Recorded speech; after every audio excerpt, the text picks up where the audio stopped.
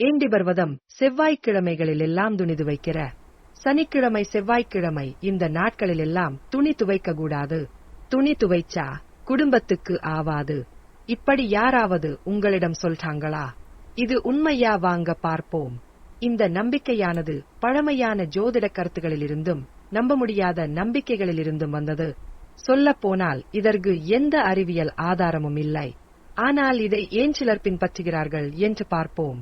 செவ்வாய் கிரகம் அக்கினி தத்துவத்தை குறிக்கிறது.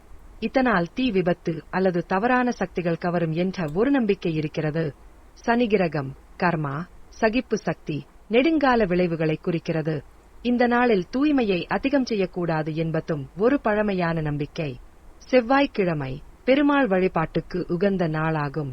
சனிக்கிழமை சனி பகவான் வழிபாட்டுக்காகவும் அமைந்துள்ளதால் அந்த நாளில் இப்படிப்பட்ட சுத்தம் செய்யும் வேலைகள் செய்யக்கூடாது என்று சிலருக்கு பழக்கமாகிவிட்டது.